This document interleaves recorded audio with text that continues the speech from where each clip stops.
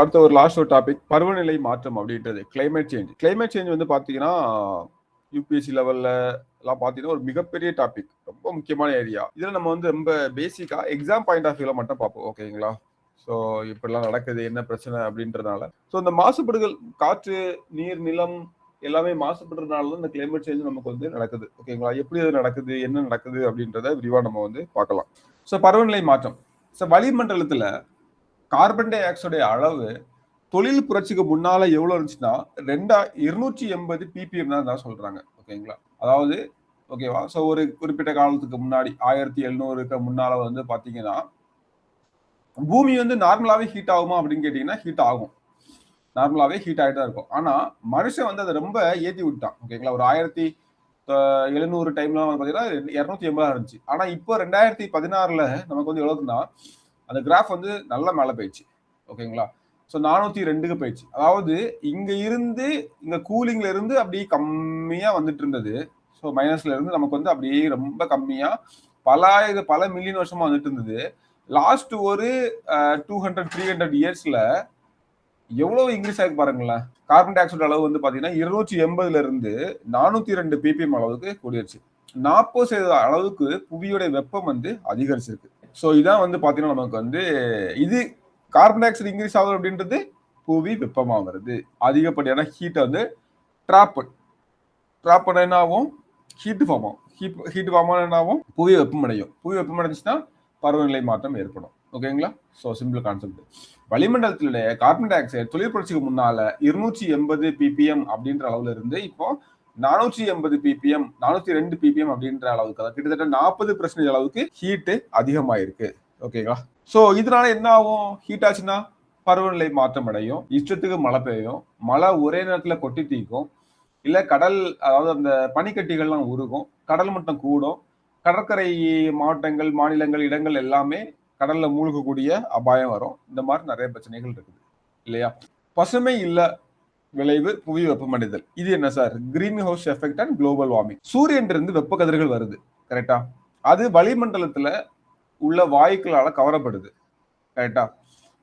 So இப்போ கவரப்படும் போது இந்த வளிமண்டலத்துல ஒரு ஹீட் வந்து அதிகமாகும், அப்படிதானே? வளிமண்டலம் சும்மா இருக்குது, சூரிய வெயில் அடிக்குது, அடிச்ச உடனே அந்த ஹீட்ல அப்சர்வ் பண்ணப்படுறதுனால என்ன ஆகும், பசுமை இல்ல விளைவு வந்து ஏற்படும், அப்படிதானே? ஸோ இந்த வெப்ப கதிர்களை கவர்ந்திருக்கக்கூடிய வாயுக்கள் பசுமை இல்ல வாயுக்கள் சொல்றோம், புரியுதா? பசுமை இல்ல வாயுக்கள் என்னன்னு புரிஞ்சா, சூரியன் இருந்து வரக்கூடிய வெப்ப கதிர்களை காற்றுல உள்ள வளிமண்டலத்தில் உள்ள சில வாயுக்கள் வந்து அப்சர்வ் பண்ணும். அதனாலதான் காற்று வந்து வளிமண்டலம் ஹீட் ஆகும். இப்போ இந்த வாயுக்களை சில இதெல்லாம் வந்து ட்ராப் பண்ணி பிடிச்சிக்க இல்லையா? ஸோ இந்த வாயுக்கள் எல்லாம் பசுமை இல்ல வாயுக்கள் சொல்றோம். இந்த நிகழ்வை பசுமை இல்ல விளைவுன்னு சொல்றோம், ஓகேங்களா? ஸோ இந்த வெப்ப கதிர்களை கவர்ந்திருக்கும் வாயுக்கள் பசுமை இல்ல வாயுக்கள், கிரீன் ஹவுஸ் கேசஸ், ஓகே?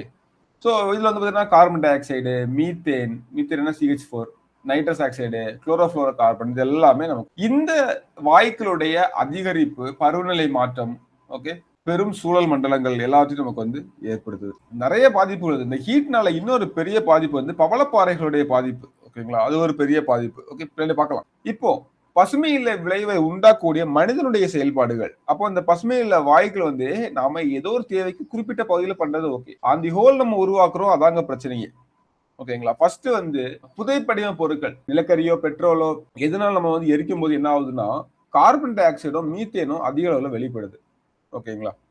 அதே மாதிரி கால்நடை வளர்ப்புல இதுலயே நமக்கு வந்து பார்த்தீங்கன்னா அதிக அளவு மீத்தேன் வந்து உருவாகும், ஓகேங்களா? ஸோ விலங்குகளுடைய கழிவுகள்ல இருந்து, ஸோ தாவர கழிவுகள்ல இருந்து, ஓகே, தாவரங்கள், அதே மாதிரி பார்த்தீங்கன்னா அந்த வயல்கள்ல இருந்து கூட நமக்கு வந்து உருவாகுது.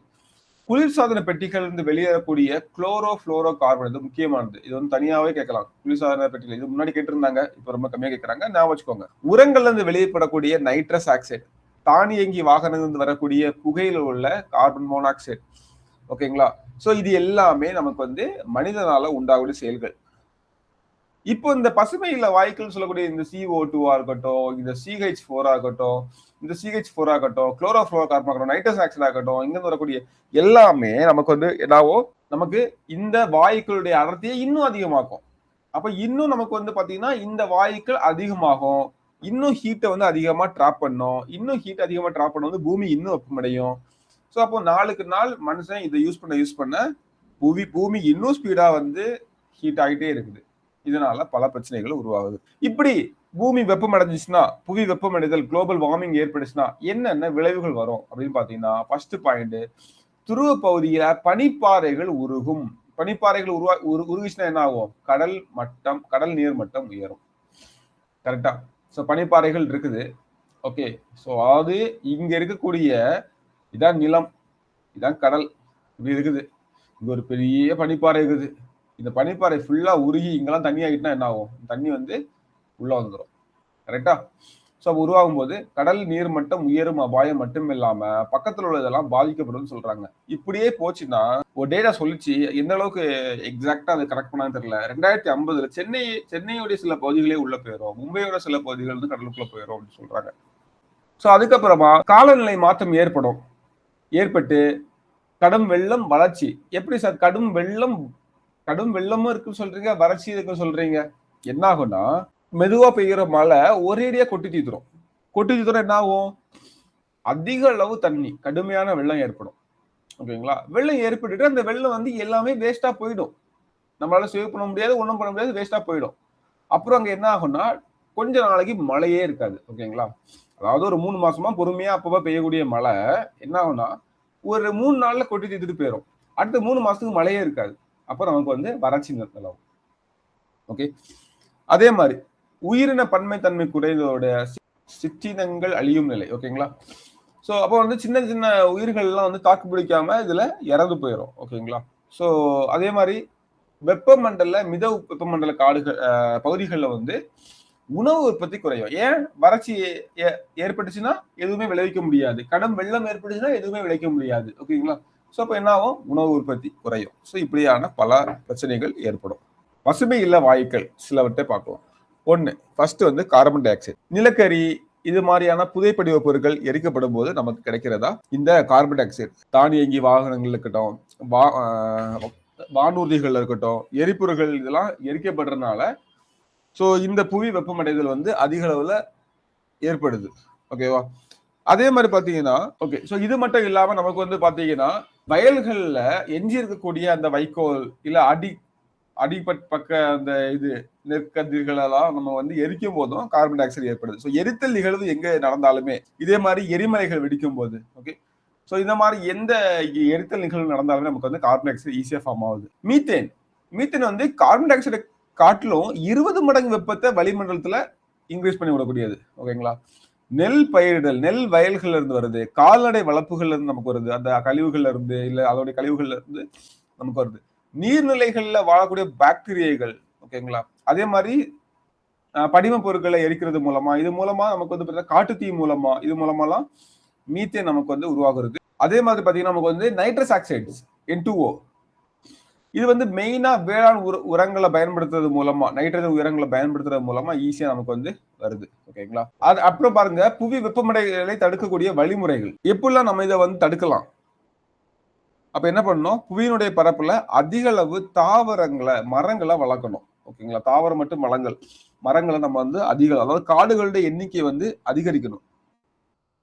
ஓகே, சோ அதே மாதிரி பசுமை இல்ல வாயுக்களுடைய பயன்பாட்டை குறைக்கிற விதமா தொல்லுயிர் படிம பொருட்கள், அப்புறம் புதுப்பிக்கத்தக்க ஆற்றல் வளங்களை பெருக்குதல், நீர் மூலம் மின்சாரம் எடுக்கிறது, சூரிய ஒளி மூலம் மின்சாரம் எடுக்கிறது, காற்று மூலம் மின்சாரம் எடுக்கிறது, இந்த மாதிரியான வழிமுறைகளை பெருக்கணும் அப்படின்னு சொல்றாங்க. அதே மாதிரி நைட்ரஜன் உரங்கள் அல்லது ஏரோசோல் குறைந்த அளவு பயன்படுத்தல். ஸோ இதெல்லாம் பண்ணும்போது நமக்கு என்ன ஆகும்னா புவி வெப்பமடைதலை ஓரளவுக்கு தடுக்கலாம். இதுல ரொம்ப ஒரு முக்கியமான பாயிண்ட் என்னன்னு பாத்தீங்கன்னா ஓசோன் டிப்ளஷன், ஓசோன் குறைதல் அப்படின்றது. ஓசோன் ஃபர்ஸ்ட் என்ன பண்ணுது அப்படின்னு பாத்தீங்கன்னா சூரியன் வரக்கூடிய புற ஊதா கதிர்களை தடுத்து பூமியில வாழக்கூடிய உயிரினங்களை பாதுகாக்குது. ஓசோனுடைய வேலை என்ன? ஓசோனுடைய ஃபார்முலா என்ன? O3. ஸோ சூரியன் வரக்கூடிய புற ஊதா கதிர்களை தடுத்து பூமியில வாழக்கூடிய உயிரினங்களை பாதுகாக்குது. இதான் வந்து ஓசோனுடைய மிகப்பெரிய ஒரு வேலையாகுது. ஓகேங்களா? ஸோ இப்போ பாத்தீங்கன்னா குளோரோஃப்ளோரோ கார்பன் இருக்கட்டும், ஏரோசோல்ஸ் இருக்கட்டும், தொழிற்சாலைகளுக்கு வரக்கூடிய வேதிப்பொருட்கள் எல்லாமே காற்றுல கலப்பதால ஓசோன் படலம் பாதிப்புக்குள்ளாகும். அதாவது அந்த ஓசோனுடைய தடிமன் வந்து கம்மியாகும். ஓசோன் ஓட்டை அப்படின்றது என்னன்னா, ஸோ ஓசோன் லேயர் இவ்வளவு பெருசா இருக்குன்னா இந்த இடத்துல வந்து அந்த அசுத்த வாயுக்கள் வந்து இது கூட வினை புரிஞ்சு இதோட தடிமனை வந்து கம்மி பண்ணும். ஓகேங்களா? இதோட தடிமனை வந்து கம்மி பண்ணும். அப்ப நமக்கு அந்த புற ஊதா கதிர்கள் சூரியன்றது இன்னும் ஈஸியா வந்து உள்ள ஆகும். நமக்கு வந்து பல பாதிப்புகள் ஏற்படும். சோ இந்த மாதிரி செறிவு குறைந்து காணப்படும் பகுதி தான் ஓசோன் துளை, ஓசோன் ஓட்டை அப்படின்னு சொல்றது. சோ இந்த ஓசோனோட தடிமனை மெஷர் பண்றதுக்கு என்ன அலகு யூஸ் பண்றோம் அப்படின்னு பார்த்தீங்கன்னா நமக்கு வந்து டாப்சன் அப்படின்ற அலகு யூஸ் பண்றோம். இந்த மொத்த ஓசோனுடைய அளவிட பயன்படுறது டாப்சன் அலகு. டாப்சன் யூனிட்ல தான் நம்ம வந்து ஓசோனை வந்து என்ன பண்றோம், அளவிடுறோம். ஓகேங்களா? ஓகே. ஸோ இது நான் வச்சுக்கோங்க, இது ஆல்ரெடி ஒரு கொஸ்டின்ல வந்து கேட்டிருக்காங்க.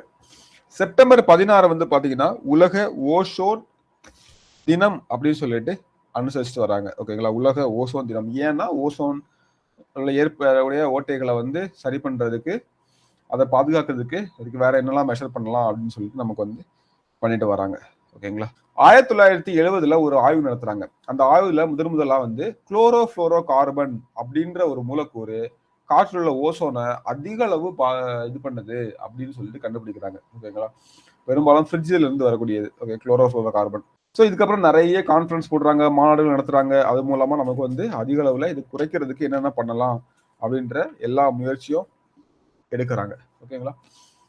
அடுத்த லாஸ்டா பாருங்க, பாரிஸ் உடன்பாடு. பாரிஸ் உடன்பாடு 2015 பண்றாங்க. என்ன சொல்றாங்கன்னா, எல்லா நாடுகளும் உலக வெப்பமயமாதலை 2 டிகிரி அளவுக்கு குறைக்கணும் அப்படின்னு சொல்லிட்டு இதுல ஒரு தீர்மானம் பண்றாங்க. பாரிஸ் மாநாட்டுல 2 டிகிரி அளவுக்கு குறைக்கணும் அப்படின்னு சொல்லிட்டு ஒரு தீர்மானம் பண்றாங்க. இதான் வந்து பாரிஸ் மாநாடு. இது மாதிரி நிறைய மாநாடுகள் நடத்துவாங்க. ஓகேங்களா? 1985 வியன்னா மாநாட்டுல வந்து பாத்தீங்கன்னா நிறைய ஒப்பந்தங்கள்லாம் நிறைவேற்றுறாங்க இது ரிலேட்டடாட்டு. அப்புறம் பின்னாடி மான்ட்ரியல் புரோட்டோகால் அதே மாதிரி முக்கியமானது. ஓகேங்களா? அது ரொம்ப முக்கியமானது. பாரிஸ் மாநாடு 2015 ரொம்ப ரொம்ப முக்கியமானது. ஸோ இந்த ஓசோன் குறையிறதுனால என்னென்ன பிரச்சனைகள்லாம் உண்டாகும் பார்த்தீங்கன்னா, கண்ணில் வந்து புரை வந்து ஈஸியா ஏற்படும். தோல் நோய்கள் வந்து நிறைய வரும். ஈஸியா சூரியனுடைய யூவி படுறதுனால தோல் நோய்கள் வரும். மனிதனுடைய நோய் எதிர்ப்பு சக்தி வந்து ஃபுல்லாவே குறைஞ்சு போயிடும். சின்ன வயசுலயே விலங்கினங்கள், உயிரினங்கள், மனிதர்கள் எல்லாம் இறந்து போறதுக்கான வாய்ப்புகள் வந்து அதிகமா வரும். ஓகேங்களா? ஸோ இந்த மாதிரியான அதே மாதிரி வெப்பநிலை வந்து ஆட்டோமேட்டிக்கா இன்னும் அதிகமாகும் போது என்ன ஆகும், அந்த மழை பொழிவு, அந்த காலநிலை, வானிலை எல்லாமே வந்து மாறும். எப்ப மழை பெய்யும், எப்ப இது வரும்னு தெரியாது. அந்த மாதிரி ஆகும். ஸோ ஒளிர் சேர்க்கை வந்து அளவு குறையும். தாவரங்கள் தன்னுடைய உணவை உற்பத்தி பண்ணக்கூடிய அளவும் அதனால குறையும். ஓகேங்களா? ஸோ இந்த மாதிரியான விளைவுகள் எல்லாமே இதனால ஏற்படும். ஸோ அப்போ வெப்பநிலையை அதிக அளவு உயராம பாதுகாக்க வேண்டியது நம்மளுடைய கடமை. ஸோ இதான் மொத்தமா ஜியோகிராஃபி. நமக்கு வந்து ஆல்மோஸ்ட் எல்லாமே நம்ம கவர் பண்ணிட்டோம். இதில் என்ன டவுட் இருந்தாலும் எப்போனாலும் கேளுங்க. தொடர்ந்து ஃபாலோ பண்ணுங்க. உங்களுக்கு கிளாஸஸ் ஜாயின் பண்ணணும் விருப்பம் இருக்குது அப்படின்னு பார்த்தீங்கன்னா, இல்லை கைடன்ஸ் தேவை அப்படின்னா கீழே ஸ்க்ரீனில் தெரியுற நம்பருக்கு நீங்கள் எப்போனாலும் கால் பண்ணி கேளுக்கலாம். ஓகேங்களா? So thank you. அடுத்தடுத்த கிளாஸில் நம்ம சந்திக்கலாம்.